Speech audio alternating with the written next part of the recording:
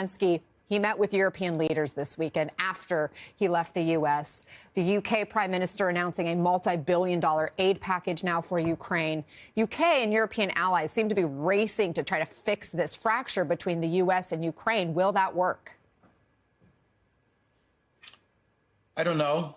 It's hard to say, and fixing the fracture to what end and to how far, right? So they had, I think, a very good meeting. For anybody who cares about national security for Ukraine in Europe, they came up with new aid and an idea perhaps for a ceasefire and a peace agreement. And the Trump administration should be happy about that. They keep saying the Europeans need to do more. They're doing more. Number two, when it comes to repairing our bilateral relationship, of the 3 points that Gary just laid out, let's just be clear. Two of them are points about personal differences. It's about the personalities, the whims of our president. That's not his job. His job is to represent American national security interests and leave his own personality out of it. And moreover, the notion that Zelensky needs to say thank you to the president and the vice president. He needs to say thank you to the American people. He's done that 1,000 times. But what have they done for him? Remember, they are giving Putin everything he wants before negotiations have started. They voted, Mr. Vance, as a senator, voted against the very aid package that he now wants to be thanked for. So I hope they'll just put aside the personal stuff and focus on very concretely the minerals deal. Point number two that Garrett just said. President Zelensky, his team has made it crystal clear they are ready to sign whenever, under what conditions. I hope President Trump and his team will do that immediately as a first baby step for repairing U.S.-Ukrainian relations. We are seeing President Zelensky give thanks. He's been posting on X after that meeting that he is grateful for U.S. support, that he's thankful to President Trump despite that Oval Office meeting. Let's remind our viewers how that unfolded. Here's just part of it. You're not in a good position. You don't have the cards right now. With us, you start having cards. You're gambling with the lives of millions of people. You're gambling with World War III. What you're doing is very disrespectful to the country, this country. That's back to you. Far more than a lot of people said they should have. You're not winning. You're not winning this. You have a damn good chance of coming out okay because of us. You have to be thankful. You don't have the cards. Igor, as you reflect now on what went down, do you think Zelensky should have done anything differently there? Well, Anna, if you remember, you've asked me what my advice would have been, and I said, resist the theatrics, but unfortunately I was wrong. Not in the sense that President Zelensky didn't resist the theatrics, but you know, the whole situation reminded me of that classic James Bond film. Remember when James Bond basically says, "Do you expect me to talk?" And the villain says, "No, Mr. Bond, I expect you to die." It was exactly like that. So I don't believe there was anything that Zelensky could have done differently for a different outcome. And to be honest, what's worrying here is not the actual meeting. I think, you know, there's a very fine line between pushing for peace and outright helping Russia. And certain things, some of them are not Ukraine related, like, for example, the infamous news about the Cyber Command stepping down against Russia recently. You know, I believe that line has been crossed. And therefore, I think President Zelensky needs to sign the mineral deal if it's on the table and if it's sane.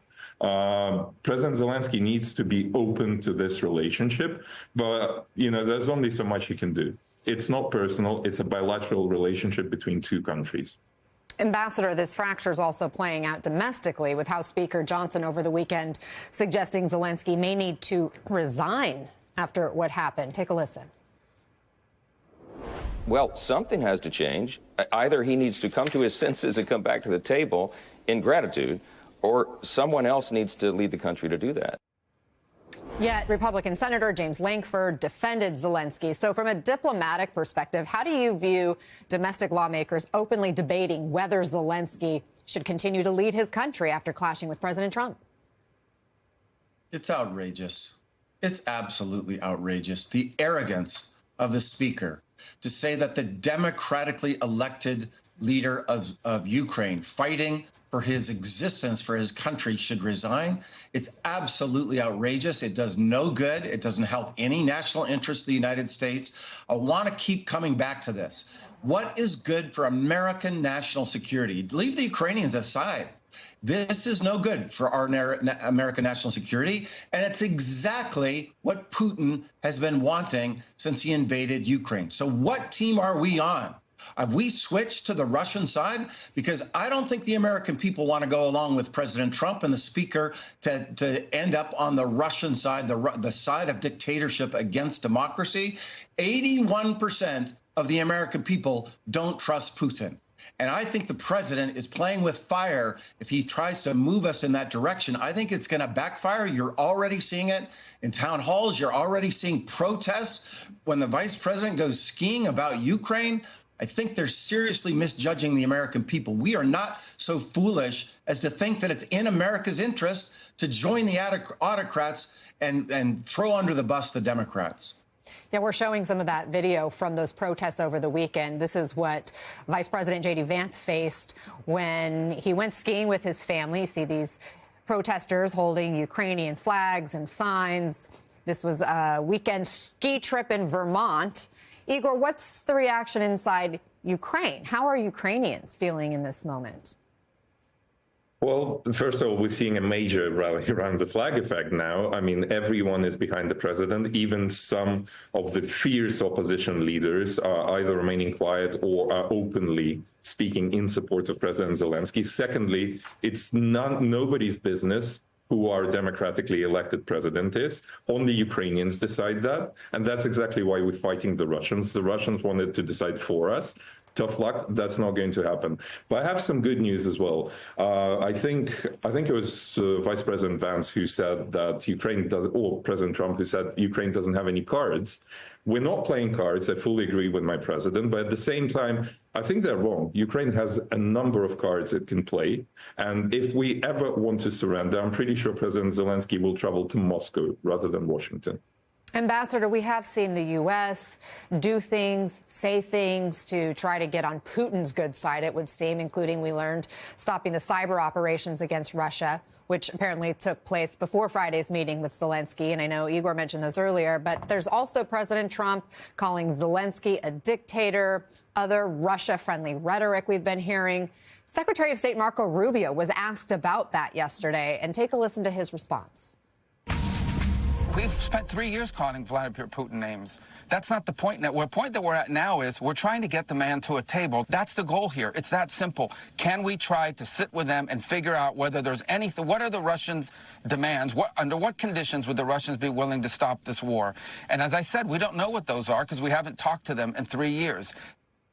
The goal, get them to the table. What's your response to Rubio's argument or the strategy that he is laying out there? First of all, if they were actually serious about trying to mediate an end to this war, and I want to underscore, I'm not sure they are serious about that. But if they were, the first move would be to increase military assistance to Ukraine, to create a stalemate on the battlefield. Wars end in two ways. One side wins or there's a stalemate. If you want to create the permissive conditions for an actual peace negotiation, that is your first move. They're doing exactly the opposite. Second, to your point, they have thrown all kinds of concessions at Vladimir Putin before negotiating. So they said Ukraine can't join NATO. They said President Zelensky has to give up territory. They said there won't be American soldiers as part of this. They've cut foreign assistance to independent media. They've invited President Putin to join the G7. I could go on and on and on. There's no evidence whatsoever that any of this is working. And the fact that he doesn't know what they think, he just spent 4 hours with Foreign Minister Lavrov. I have yet to see one concrete step that they've taken to put pressure at all on Vladimir Putin. Right now, it's complete capitulation.